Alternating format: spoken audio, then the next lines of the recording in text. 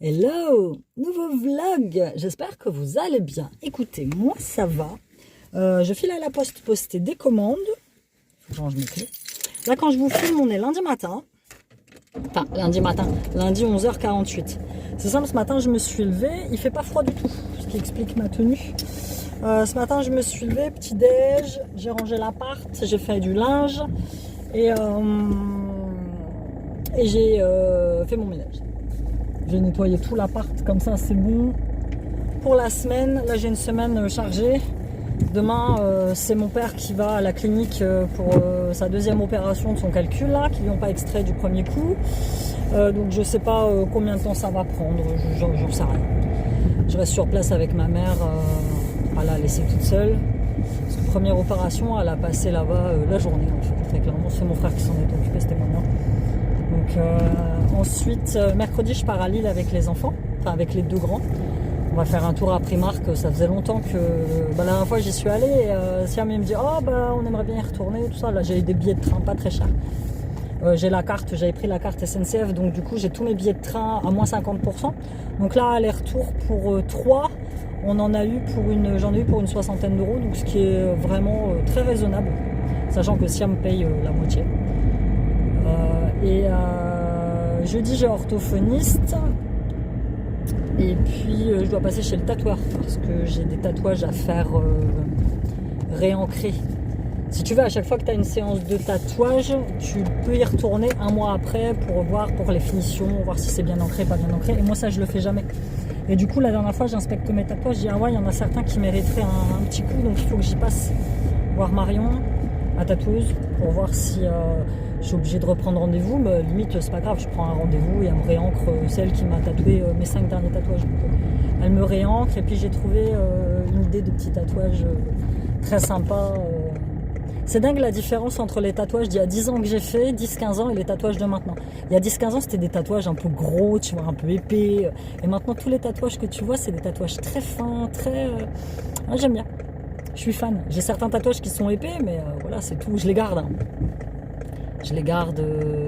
Ça fait partie de moi. On m'a déjà demandé si mes tatouages avaient une histoire. Ils ont tous une histoire. C'est pas des tatouages que j'ai fait au pif bourré dans un bar un soir étudiant. C'est que des tatouages qui ont des significations. Donc, là, le petit tatouage que j'ai vu, c'est un double cœur avec écrit Amore. Et j'aimerais bien le faire là sur l'épaule ou ici, tu vois, à ce niveau-là. Et je le trouve très joli. Voilà, on va voir de toute façon si je le fais, je t'emmènerai avec moi. Donc là je passe par la poste et j'ai un colis à aller récupérer. J'ai commandé une veste sur Vinted et c'est une veste qui vient pas d'ici, c'est une veste qui vient des Pays-Bas je crois. Et du coup je suis obligée d'aller les chercher là-bas en bas à Histoire de Fleurs. Je vais tenter de me garer, bon il y a de la place, je vais me mettre là. Je viens de rentrer, bordel hein. Tout est sur les tables. Je suis partie, j'ai tout laissé sécher. Je vais me mettre là dans la cuisine, il y a plus de lumière. Ah, le temps est mitigé aujourd'hui. Je sais pas, il fait pas froid, mais j'ai ma petite plante qui repousse. Ah ouais, du coup, avant j'avais des grilles au balcon, tu vois. Je pouvais accrocher les plantes. Maintenant, tu peux plus. Ils ont enlevé le balcon et tu peux pas le mettre là-dessus. Mais elle refleurit. C'est une plante que mon père m'a offert. J'ai emménagé ici, ça va faire 3 ans que je vis là. Donc ça fait à peu près 2 ans et demi qu'il me l'a offert. Et puis je croyais qu'elle était morte, j'étais prête à l'acheter. Et elle refleurit à chaque fois. Donc ça c'est plutôt cool. Je vais te montrer ma petite veste. Vinted. Hop.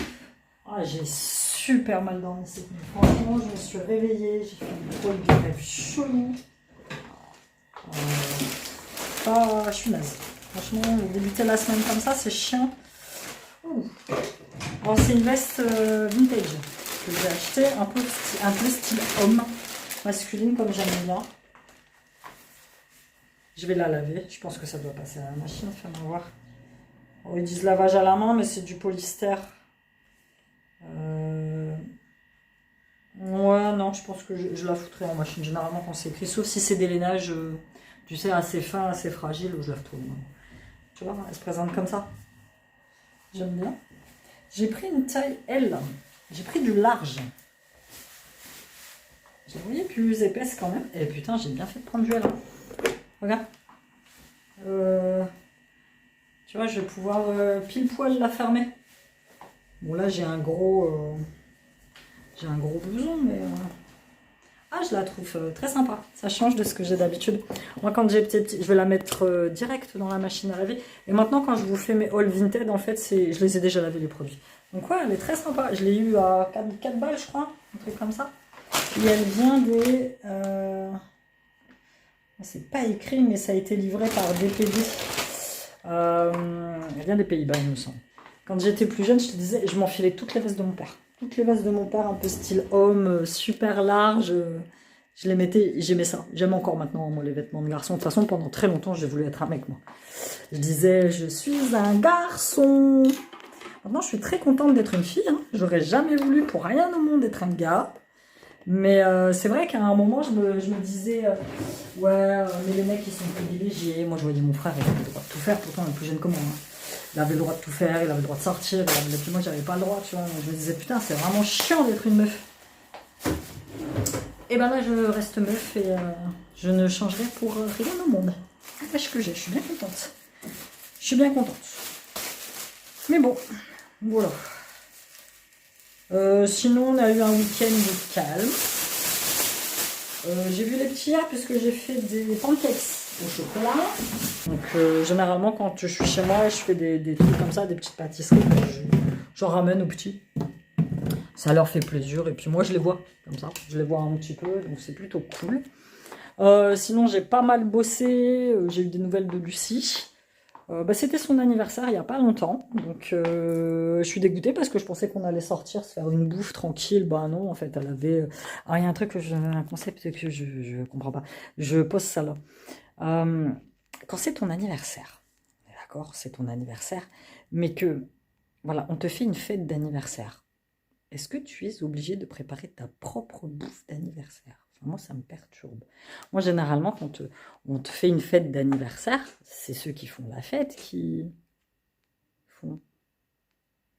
Parce que là, a priori, Lucie, elle s'est tapé tout le repas de son anniversaire. Je sais pas trop compris.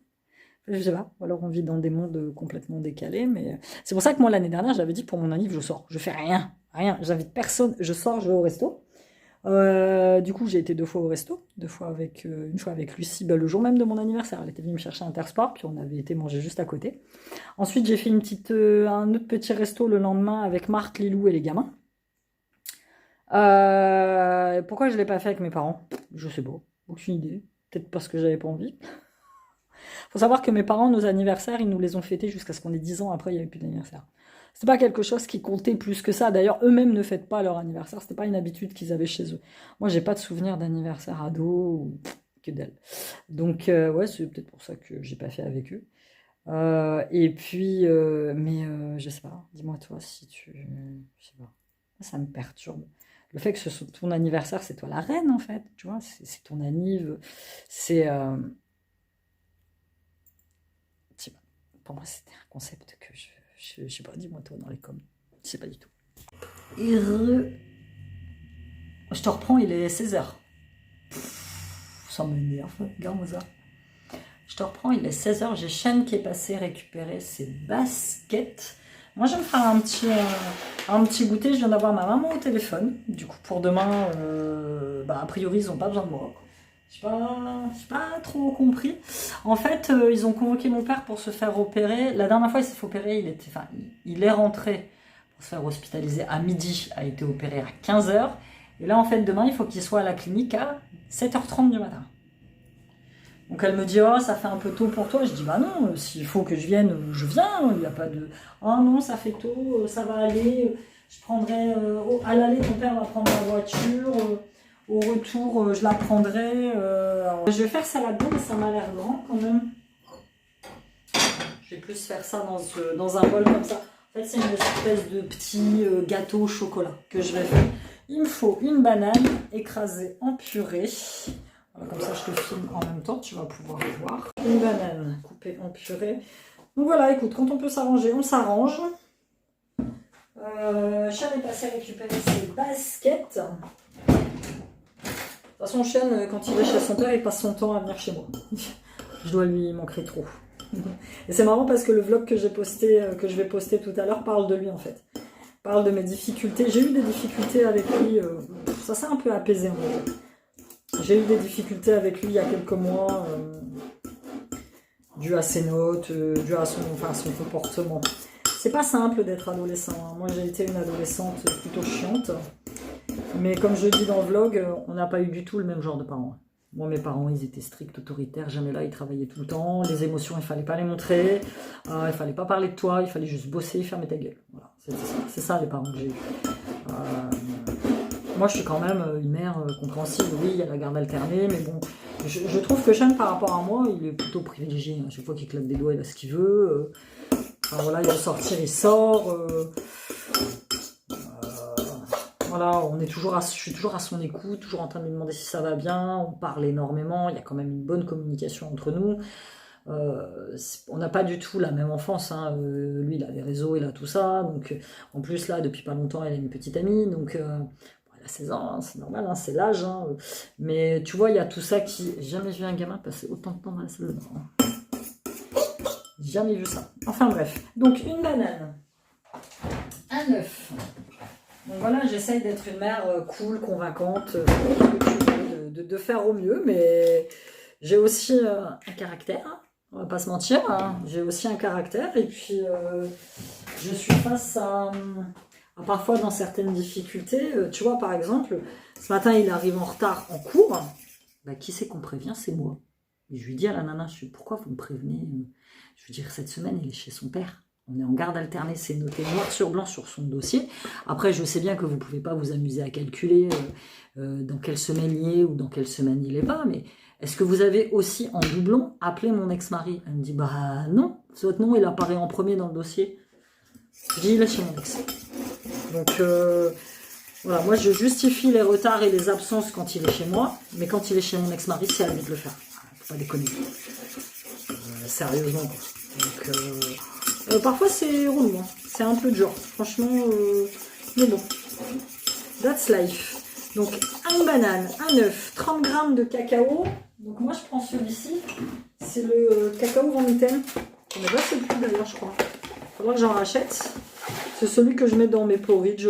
Il est très bien, ça fait des années que je l'utilise.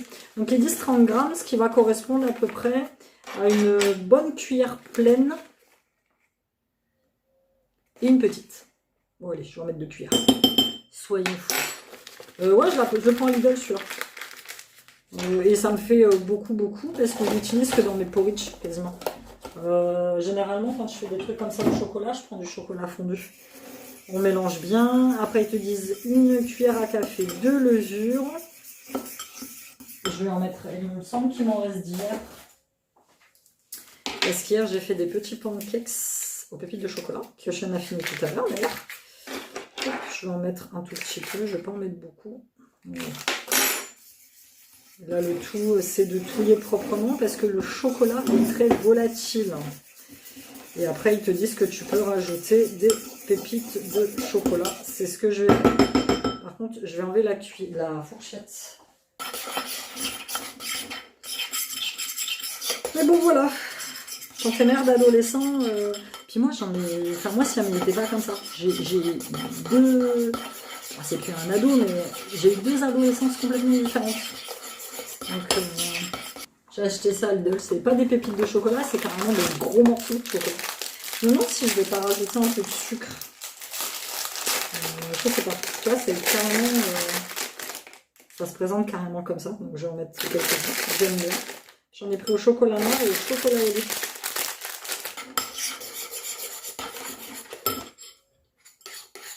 Passer au micro-ondes. Est-ce que je prendrais pas un petit truc comme ça? Je vais prendre un petit truc comme ça. Après ils disent qu'il faut qu'il soit légèrement graissé. Donc, hop, ça.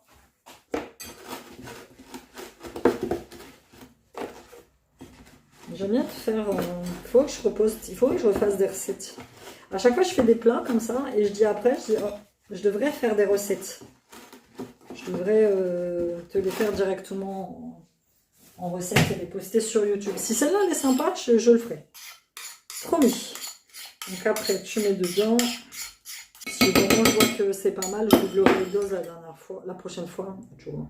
Ça représente pas énorme, mais On va mettre au micro-ondes, on va voir ce que ça donne. Hop, hop, et hop. Allez, et 10 micro-ondes à 2 minutes. Hop, il est fait. Ça donne ça, hein, tu vois, c'est tout petit. Mon plat est beaucoup trop grand. Mais bon, c'est pas grave. L'intention est là.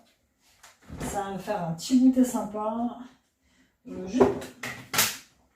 Je vais me prendre un petit verre de jus de pomme. Mon équilibrage alimentaire se passe bien. J'essaye de perdre un peu de poids. Alors oui, j'ai déjà lu, Amy, t'as pas besoin de perdre du poids. J'ai trop de poids sur mes hanches. Trop. Mon poids de forme, il est à 57 kg. J'en fais 62. Donc j'ai mal au niveau des hanches. Voilà, c'est tout. Après, je ne me prive pas. Hein. Dieu sait que je ne me prive pas. Je mange ce que je veux. Je mange même beaucoup ce que je veux. Alors, comment je procède? On va couper en petits... Ouais, ça fait une petite... un petit gâteau. Ouais, limite, j'aurais dû le laisser dans le bol. Oh, putain. Les pépites de chocolat, là. Les pépites de chocolat, elles fondent.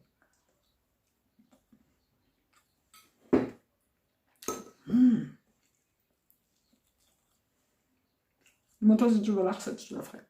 Ah, trop bon.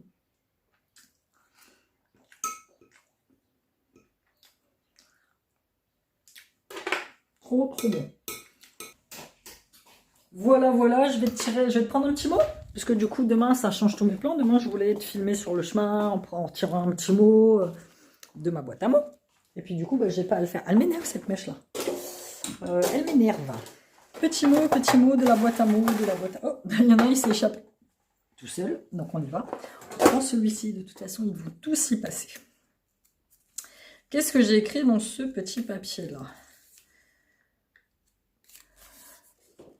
Je renonce à me voir triste. Je renonce à me voir triste.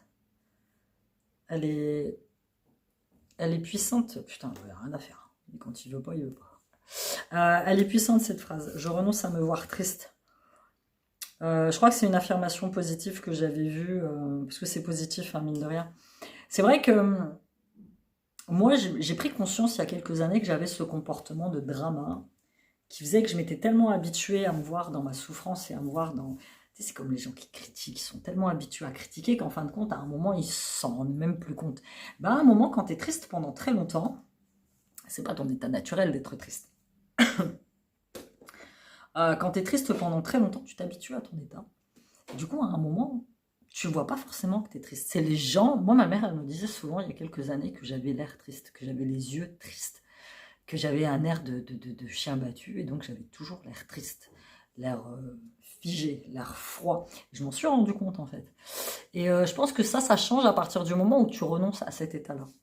Tu vois, c'est comme quand tu prends conscience que les gens, il y a certains gens que tu fréquentes. Je te l'expliquais dans un de mes vlogs. Moi, il m'est arrivé plus jeune de sortir en boîte avec des gens qui foutaient la merde. Ils faisaient que ça. Et toutes les semaines, je m'obstinais à sortir avec eux. Et à un moment, je prends conscience. Je me dis, mince, mais pourquoi ils font ça, en fait? Et pourquoi, surtout, moi, je continue d'accepter ça? Pour la tristesse, c'est la même chose. À un moment donné, change le regard que tu as sur toi et demande-toi ce qu'elle t'apporte, cette tristesse, en fait. Le fait d'être tout le temps triste, ça t'apporte quoi? C'est peut-être parce que les autres, à l'extérieur, te voient triste et du coup, ils te consolent. Tu en retires un peu de tendresse, un peu d'amour, mais à la longue, c'est chiant. Parce qu'à la longue, tu vas passer pour la personne qui est toujours triste et qui fait toujours la gueule, en fait. Donc, renoncer à l'idée de se voir triste, c'est s'ouvrir à d'autres possibilités. C'est s'ouvrir au fait que tu peux être heureuse et que tu peux être contente. Tu vois, le matin, ça m'est arrivé souvent dans les derniers temps où je bossais. En tant que salarié dans le magasin de bricolage, le matin, je me levais, je faisais la gueule. Parce que je savais très bien quel genre de journée allait m'attendre. Je savais très bien ce qui allait se passer. Tu vois, c'était écrit d'avance. Donc je me levais, je faisais la gueule. Le soir, je me couchais parce que je savais que le lendemain, je devais recommencer. C'était chiant, franchement, c'était chiant. Et c'est un état dans lequel je m'étais habituée. Et quand je suis partie, le matin, dans les premiers jours, je me suis levée, je me suis dit, je me sens pas triste ce matin, je me sens bien. C'est génial. J'ai aimé ça. J'ai aimé me voir sourire le matin, me voir ouais, de bonne humeur, tu vois. Et c'est un état auquel on s'habitue très vite finalement.